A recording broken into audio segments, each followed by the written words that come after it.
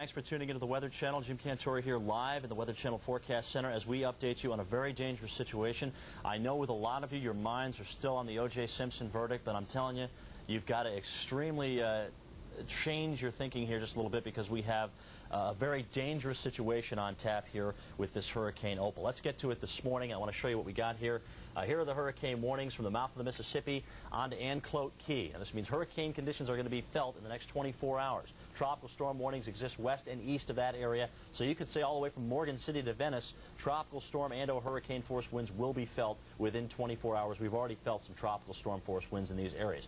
A big story with this thing is going to be some of the storm surge. We're talking potentially 12 to 20 feet here with some of the storm surge here as this thing moves on shore. That has not been an issue. We've already got a system here that's in the same category as a Hugo and an Andrew, and we didn't have a lot to deal with the storm surge there, but we're going to have to deal with it right in through here, we think, as this thing moves its way on shore. You're taking a look at the satellite picture now. You can see what was this morning almost a perfect-looking system with the eye in the center of the central dense overcast. It's gotten a little ragged now, but it's still a very powerful hurricane with the pressure at 916 millibars, and we're talking about the potential of this thing heading toward land as we work our way in the next 15 hours or so. So sometime before midnight tonight.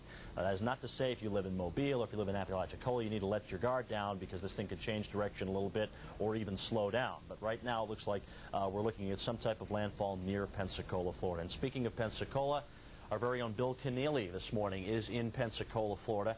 And Bill joins us this morning, and he's going to give us an idea of what we're dealing with. Do we have Bill this morning? Okay, we don't have that. Well, I'll just keep talking about what's going on here with Opal here. Now, again, some of the evacuations orders along the Florida Panhandle have been obviously taken seriously. Coastal residents are utilizing the local schools there this morning, and that's a very wise choice. I was talking to Billy Wagner, who's the emergency management guy of the Key West, and he was telling me that they're actually having a little problem convincing some folks in Pensacola and around Gulf Breeze that they need to get the heck out of there.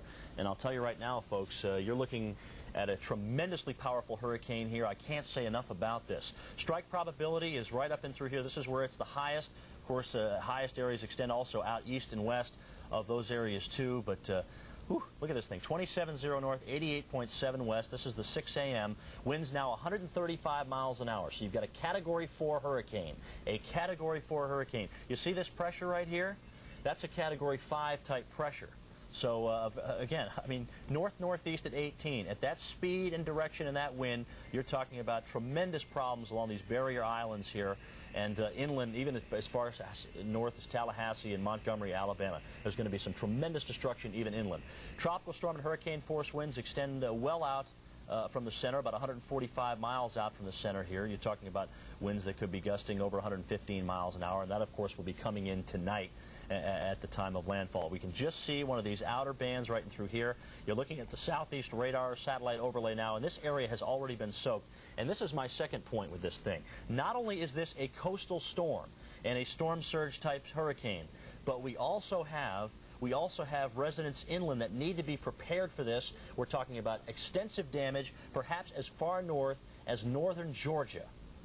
I'm serious. Extensive damage, possibly as far north as northern Georgia. Now think about it. This thing's moving north-northeast at 18. It's going to take a while before it winds down. And if it follows a path like that one I've drawn there, I mean, you're going to see damage in Montgomery, Columbus, Atlanta, Birmingham, Chattanooga, possibly even as far north as Nashville.